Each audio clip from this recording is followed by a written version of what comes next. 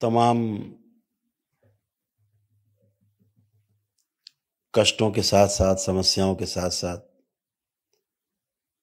जब परिवार में किसी सदस्य को असाध्य रोग हो जाते हैं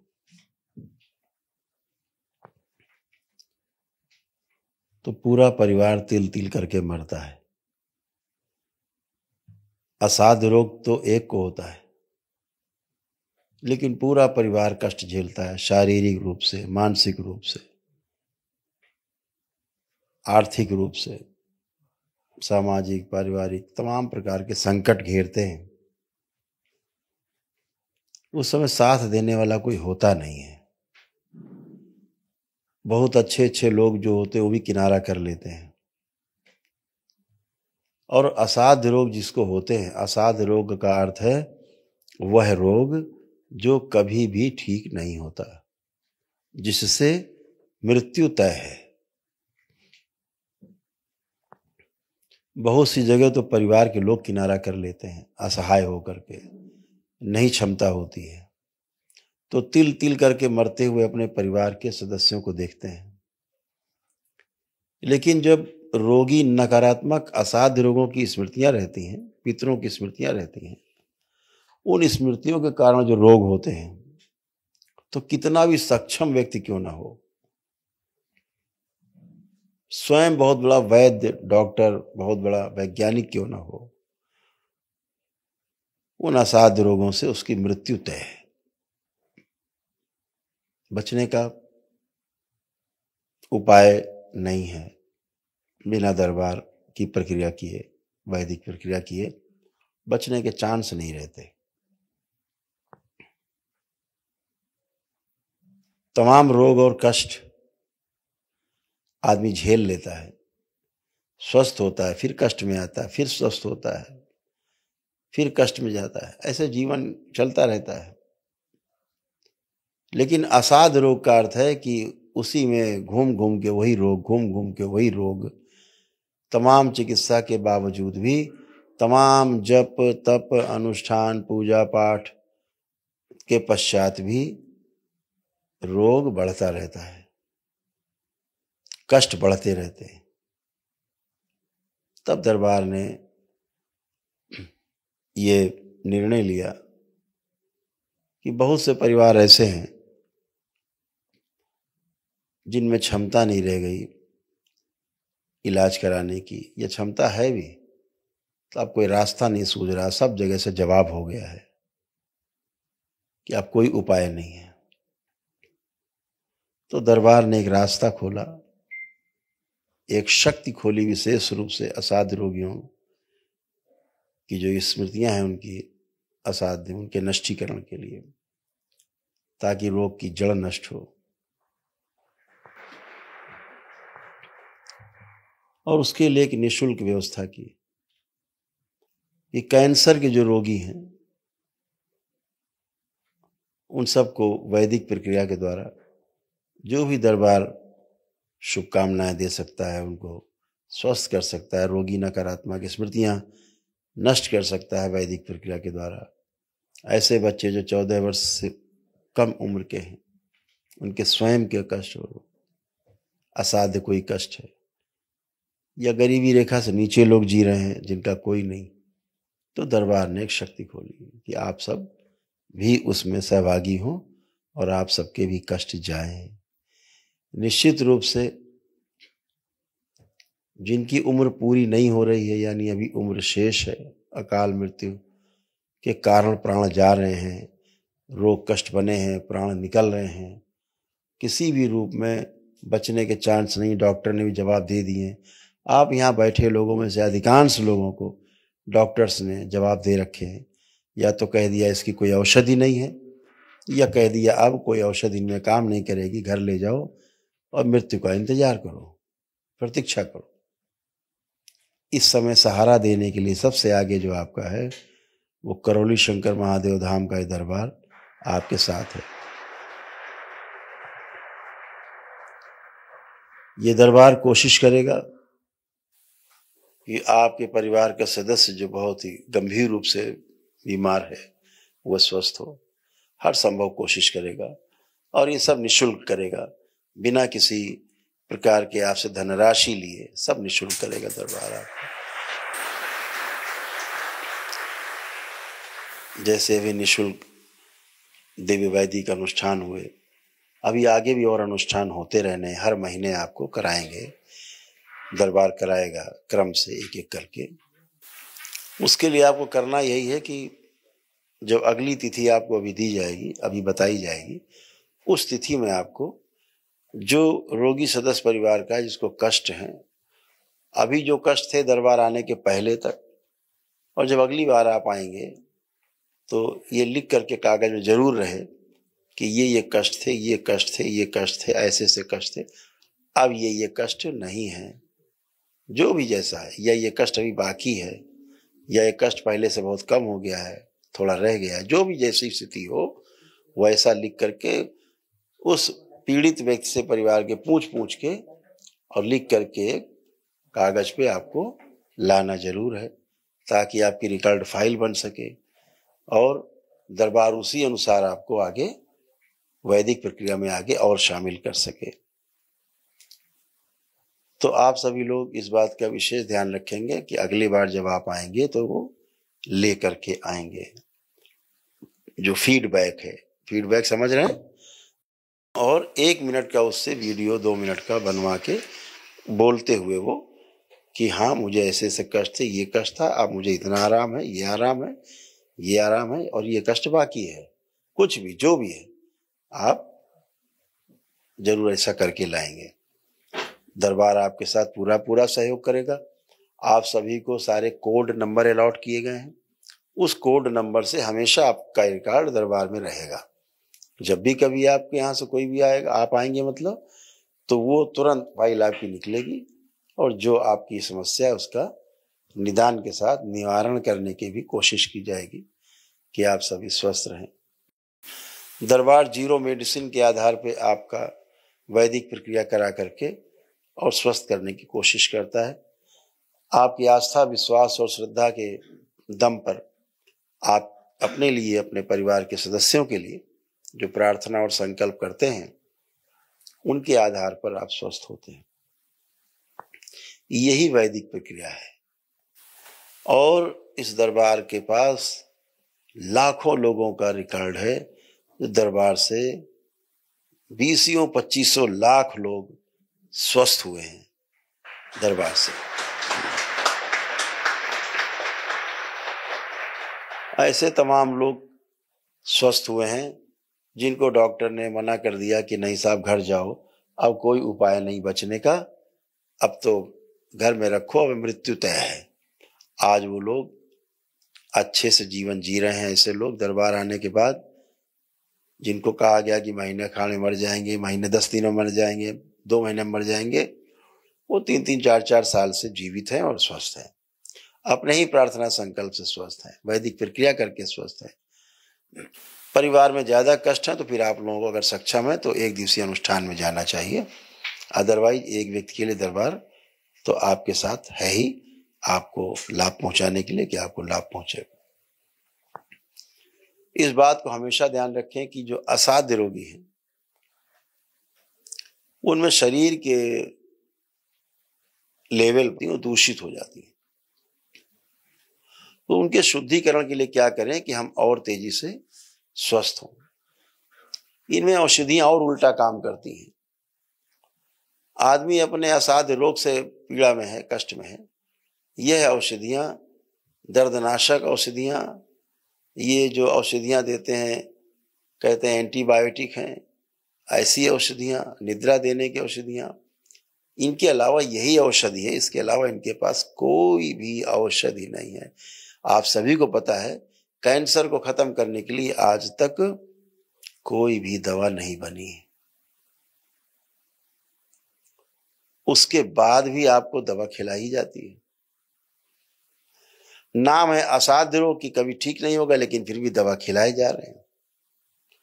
कह भी रहे हैं कि इसकी कोई दवा नहीं है, फिर भी खिलाए जा रहे हैं। बच्चों के असाध्य रोग हैं, औषधि बनी नहीं संसार में। तो निद्रा जो है आपको बहुत गहरी अब आने वाली है। आपके परिवार के सदस्य को जो रोगी है, गहरी निद्रा ही सबसे बड़ी औषधि है, सबसे बड़ी दवा है। निद्रा आपको चार्ज कर दे, कितना भी आप काजू बादाम किशमिश और बड़ा 56 प्रकार का व्यंजन करो, लेकिन सोना तो पड़ेगा। ऊर्जा आप में रिचार्ज होते हैं आप सोने के बाद। आप चाहे कितना ताकत और चीजें खा लीजिए, उससे आपको ऊर्जा नहीं कि आप ना सोएं, ऐसा नहीं, सोना तो पड़ेगा। तो निद्रा गहरी चाहिए, तो गहरी निद्रा हो जाएगी। निद्रा नहीं आती थी, खूब गहरी निद्रा आएगी। अब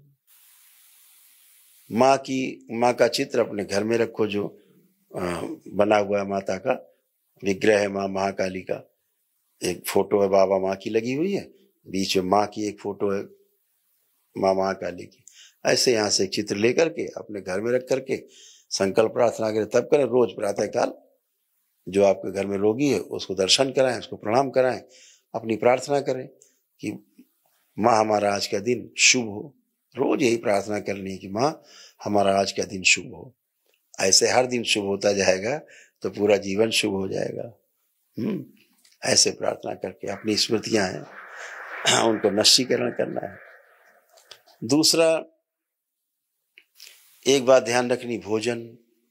असाध्य रोगी अगर सूर्यास्त हो जाए तो फिर चाहे जितनी भूख लगी हो फिर भोजन नहीं करे। जितना भोजन करना है, जो भी करना है, सूर्य अस्त होने के 1 घंटे आधे घंटे पहले तक भोजन कर ले। इसके बाद फिर अगले दिन प्रातःकाल ही भोजन करे, और उस समय उसको बहुत कस के भूख लगेगी। आपको पता है भोजन करने का जो सबसे सही समय है वो प्रातःकाल 9 से 10 बजे के बीच में। आयुर्वेद भी यही कहता है।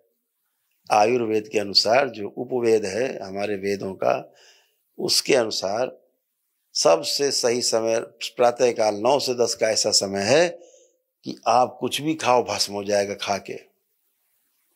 फिर बताया गया कि दोपहर बाद बहुत हल्का भोजन करना है। जो सुबह कर लिया खूब कस के, उसके बाद दोपहर बाद वाला भोजन हल्का करना है, और रात्रि में फिर नहीं करना है। वो सबसे नहीं करना है, मतलब नहीं करना है। ये एक औषधि है। तो जो दिन भर में आपके शरीर में आपने इकट्ठा किया है, रात भर में व्यवस्था कर लेता है शरीर, उसको पचा लेता है, आपके शरीर में रस धातुओं को पुष्ट करता है, और आपको आपकी इम्यूनिटी को बढ़ाता है, आपकी जीवनी शक्ति को बढ़ाता है, जीने की जो शक्ति है उसको बढ़ा देता है। ये आपको करना है। ये बहुत बड़ी औषधि है कि अगर हम सूर्यास्त के पश्चात फिर जल के अलावा फिर हम कुछ भी नहीं खाएंगे, तय कर लिया कुछ नहीं खाएंगे। ये जरूर इस बात को ध्यान रखें। अंकुरित अनाज का प्रयोग करें। अनाज को जैसे चना है या मोठ है या जो भी थोड़ी मेथी वगैरह जिसे लोग कर देते हैं, अंकुरित कर देते हैं, अंकुरित किया हुआ अनाज थोड़ा सा खाने की कोशिश करें। कम पचता हो तो डाल करके उसमें कढ़ाई में, और उसको ढक्कन से ढक करके हल्का सा पानी के छींटे दे करके हाफ बॉयल कर लिया तो आराम से कुचल जाएगा। वैसे ना खा सकते हो तो उसको पीस करके, हल्का बॉयल करके पीस करके, और उसकी रोटी बना करके उसी खिला दीजिए अंकुरित अनाज की। ये भी फायदा करेगा आपको। लेकिन कच्चा खा लेना सबसे ज्यादा फायदेमंद है अंकुरित होकर के। अगर मेवा वगैरह कोई खिलाएं तो पहले भिगो करके उसको पूरा 8-10 घंटे रखें, जल में भीग जाए, अंकुरित हो जाए, फिर से हरा हो जाए तो खाना चाहिए, तभी वो आपके शरीर में लगता है। इस बात को ध्यान रखो। दूध अगर गाय का ना हो, कौन सी गाय? देशी गाय, ये जर्सी गाय नहीं, देशी गाय का दूध अगर आपके पास नहीं है तो जो कैंसर के रोगी हैं दूध की तरफ देखें नहीं। जो कैंसर के रोगी, अगर गाय का, देसी गाय का दूध नहीं है तो, अगर देसी गाय का है तो बहुत सुंदर, लेकिन उसमें भी सावधानी रखनी है। जैसे देसी गाय का दूध है, आपने उसको गर्म किया, एक बार खौला लिया, खौला के रखा है, फिर आपको मान लीजिए 2 बार पीना है तो दोबारा गर्म करके फिर खौला के नहीं पीना है। गुनगुना कर सकते हैं लेकिन खौलाना नहीं है। क्यों नहीं खौलाना है? दोबारा आपने अगर दूध को खौलाया तो वो एसिडिक हो जाएगा, शरीर में आपके गैस उत्पन्न करेगा, वायु उत्पन्न करेगा और शरीर की व्यवस्था को जो एसिडिक है उसको बढ़ा देगा। एक बार तक का दूध उबाला हुआ वो लगभग लगभग अल्कलाइन की पोजीशन में रहता है। इसी प्रकार दही जमाएं तो दही को भी जो है ऐसा ना हो कि एक बार उबाल कर रख दिया फिर दही जमाते समय फिर उबाल दिया और फिर उसका दही जमा दिया, ये दही एसिडिक होगा, अम्लीय हो जाएगा क्षारीय के स्थान पे। तो अगर दोबारा जमाना, एक बार का खौला हुआ दूध रखा है, दोबारा उसको दही जमाना है तो केवल बॉयल ना होने पाए, गर्म करके हल्का सा उसको दही के लिए जमा सकते हैं। उस दही का प्रयोग किया जा सकता है। अंकुरित अनाज है दही, ये सब चीजें, लेकिन गाय के दूध से ही निर्मित, देसी गाय के दूध से निर्मित ये वस्तु हो। कैंसर के रोगी ना ही खाएं तो बहुत अच्छा। सबसे बड़ी एक आपको बात बताना चाह रहे हैं, कैंसर के जो रोगी हैं सामने बैठे हैं मेरे तमाम, अगर आप 2 चीजें छोड़ दें तो कैंसर आपका कुछ उखाड़ नहीं सकता। 2 चीजें अगर कड़ाई से छोड़ दें, एक चीज है जिसका नाम है मिठाई, शक्कर से बनी वस्तुएं, मीठी चीज एकदम छोड़ दें। कसम खा ले कि हमें छूना नहीं है। जब तक हम स्वस्थ नहीं हो जाएंगे तब तक नहीं खाएंगे, स्वस्थ हो जाएंगे तो फिर खाएंगे, लेकिन जब तक स्वस्थ नहीं हो जाए, मुक्ति नहीं मिल जाए इस कैंसर रूपी राक्षस से, हम नहीं खाएंगे। और दूसरा है नमक। जितना कम से कम नमक खाएं, सेंधा नमक खाएं, उसके स्थान पे सफेद नमक के स्थान पे थोड़ा सेंधा नमक खाएं। तो टेस्ट को अगर छोड़ दिया जाए कुछ समय के लिए तो ये आपको बहुत बहुत बहुत फायदा करती हैं चीजें। शरीर के स्तर पर जूस का प्रयोग ज्यादा से ज्यादा करें, खाने की चीज कम, जूस की चीजें ज्यादा करें। गेहूं है, चावल है, इससे बचें खाने से, इन सब से बच जाएं। नहीं खाना हमें अनाज। दालें ले सकते हैं आप, दालें खा सकते हैं। तो ऐसे चीजों को आप अगर अपना लेंगे जीवन में तो सोने पे सुहागा है। और आपको फिर, मुझे ऐसा लगता है कि दरबार ने जो प्रक्रिया आपकी कराई वो तो है ही आपके साथ, और जैसे ही आप ये करते हैं तो आपका इम्यून सिस्टम और मजबूत होता है, बहुत ताकतवर होता है। तो ये सब आप कर सकते हैं, इस बात का विशेष ध्यान रखें। और सबसे अहम बात है, जितने भी असाध्य रोगी होते हैं उनके साथ एक समस्या सबसे बड़ी होती है, उपेक्षित महसूस करते हैं परिवार में। उनकी तरफ बहुत ज्यादा लोग उब जाते हैं तो ज्यादा ध्यान नहीं देते हैं, तो उसको लगता है कि मेरा कोई घर में है नहीं देखने वाला। इस बात से बचना है, ये भाव उसके अंदर नहीं आने देना है।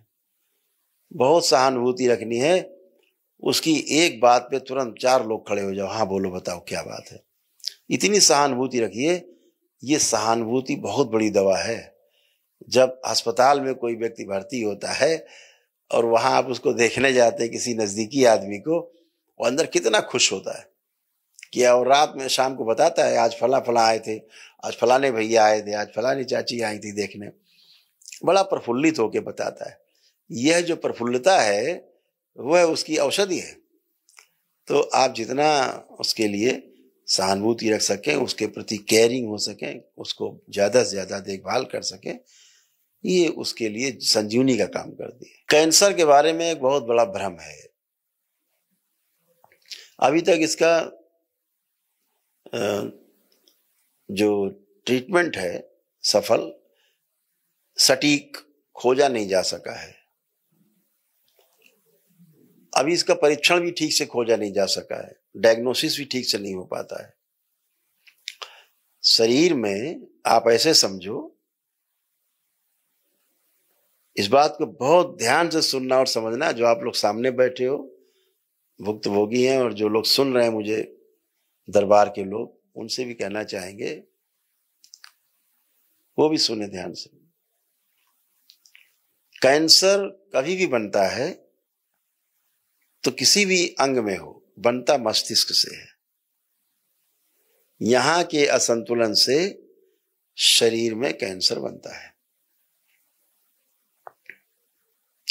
जहां पर भी शरीर में ग्रोथ होती है, वो जो ग्रोथ है, वो जो बढ़ता है, जिसे हम फोड़ा कह लेते हैं, जिसे हम गांठ कह लेते हैं, सिस्ट कह लेते हैं, तो जो कुछ भी बढ़ता है, वो ग्रोथ जो होती है, वो ग्रोथ अगर कहीं पे अंदर इंटरनल इंजरी हुई है, तो डैमेज हुआ है, तो मस्तिष्क उस डैमेज को पूरा करने के लिए कुछ सेल्स रिलीज करता है, जो वहां जाकर के डेड सेल्स बाहर हो जाते हैं और उसकी जगह अच्छे सेल निर्मित हो जाते हैं, पुनर्निर्मित होते हैं।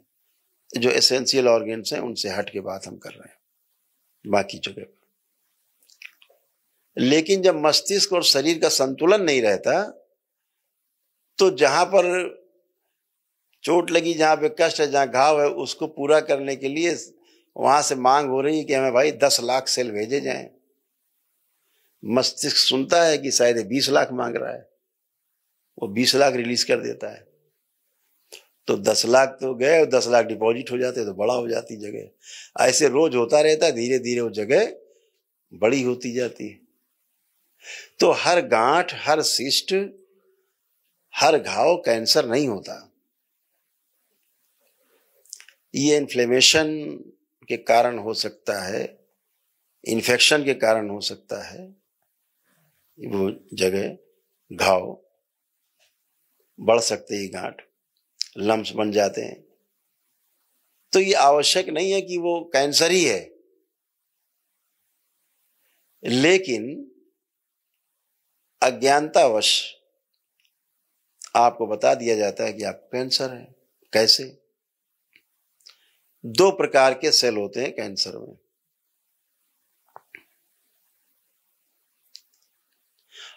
और जितने लोग यहां बैठे हैं, जितने लोग इस धरती पर हैं, जन्म ले चुके हैं, शरीर हैं, सबको कैंसर है।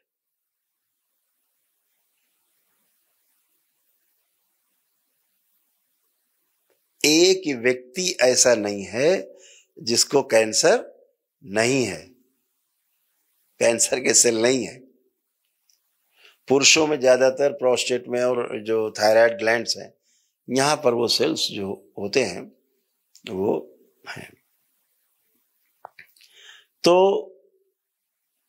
वो निष्क्रिय सेल होते हैं, निष्क्रिय रहते हैं, यानी जिस अंग में वो सेल होते हैं उस अंग से बाहर नहीं जाते, पहली बात।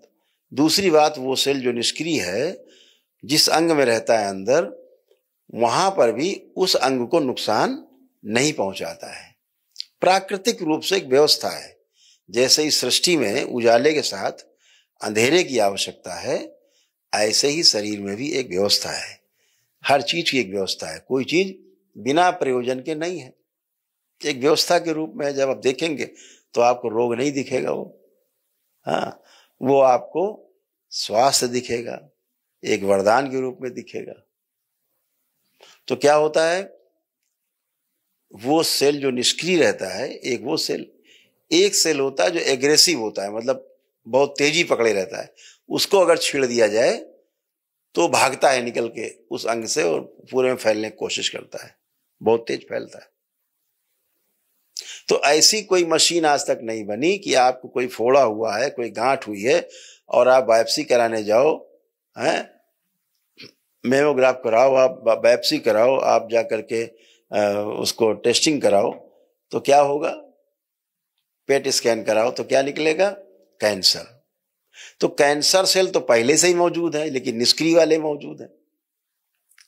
वो निष्क्रिय सेल के आधार पे डिक्लेयर कर देंगे कि आपको कैंसर है। और अगर आपने ये कराया, 1 बार 2 बार ये करा लिया बायोप्सी और ये वो सब, वो सेल अगर छेड़ दिया आपने जो एग्रेसिव है, वो तो भागेगा ही। और जो दूसरा सेल है जो निष्क्रिय रहता है, वो भी एग्रेसिव हो जाएगा।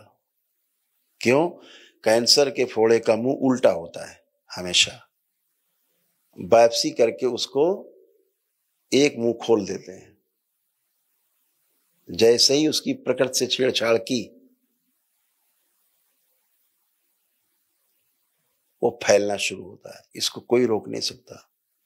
जितना आप इसको रोकने की कोशिश करेंगे, उतना ही ये तेजी से फैलेगा। उसको रोकने का उपाय नहीं बनता, बहुत तेज फैलेगा। महिलाओं के ब्रेस्ट में सबसे ज्यादा निष्क्रिय सेल होते हैं, तो अक्सर उनको गांठें बनना, किसी प्रकार की समस्या आना हल्का फुल्का चलता रहता है, सिस्ट बनना। लेकिन इसका मतलब नहीं कि वो कैंसर ही है। इस भय से मुक्त होना है। वो निष्क्रिय सेल सब में है, ऐसा नहीं कि आप में अकेले हो गया है, सभी में है। कोई धरती पे बाकी निष्क्रिय नहीं है, लेकिन निष्क्रिय रूप से रहते हैं। छेड़ देने से वो सक्रिय होते हैं। जब बायोप्सी कराते हैं, पीटी स्कैन, पेट स्कैन कराते हैं आप, तो वो चीजें बढ़ती हैं। तो इनसे बचना है, बार बार के छेड़छाड़ से। उसको छेड़ना नहीं। अब क्या होता है, कीमो होता है, रेडिएशन होता है, ये सब छेड़छाड़ ही है। कीमो कराओ, रेडिएशन कराओ, हाँ, ये सारा सब छेड़छाड़ ही है, और उसके अलावा कुछ नहीं होता। सब छेड़छाड़। उसके साथ छेड़छाड़ की, वो भागेगा, बढ़ेगा। तो ईश्वर कृपा से आपको दरबार मिला, बाबा माँ का साथ मिला। ये साथ हमेशा आपके साथ है दरबार, और बाबा माँ का हमेशा साथ है। नियम पालन करते रहना, प्रार्थना संकल्प अपने करते रहना। और जैसा हमने कहा, अभी एक आपको डेट अभी बताई जाएगी, अभी आपको जाने से पहले उस डेट पर आपको जरूर आना है, अपनी प्रगति रिपोर्ट लेकर के, कागज पर लिख करके याददाश्त के रूप में, और एक वीडियो छोटा सा 1-2 मिनट का बनवा के यहाँ पे दरबार में मिलना है उस डेट में। फिर एक प्रक्रिया आगे वाली फिर आगे कराई जाएगी, एक स्टेज आगे आपको। तो दरबार आपके साथ है, दरबार हमेशा आपके साथ है। आप सभी स्वस्थ हों, इसके लिए दरबार पूरी तरह प्रतिबद्ध है, कटिबद्ध है कि आप सब स्वस्थ हों। दरबार हर तरह से आपके और आपके जो परिवार का रोगी सदस्य है, उसको स्वस्थ करने के लिए वैदिक प्रक्रिया आपको कराएगा, और सब निःशुल्क होंगी। जितनी वैदिक प्रक्रिया होंगी, आज हुई हैं, आगे होंगी, वो सब निःशुल्क होंगी। तो जो डेट बताई जाएगी, उस डेट में आपको आना है। तो आपकी जो आपका एक स्टेज आपका हो गया है, अगले स्टेज की प्रक्रिया कराई जाएगी। उस तारीख में जो नए लोग आएंगे, उनको पहले स्टेज की प्रक्रिया कराई जाएगी, आपको दूसरे स्टेज की कराई जाएगी। ऐसे तीसरे महीने तीसरे स्टेज की प्रक्रिया कराई जाएगी। उसके बाद आप आनंद से अपना घर में ही प्रार्थना संकल्प करके लगे रहें।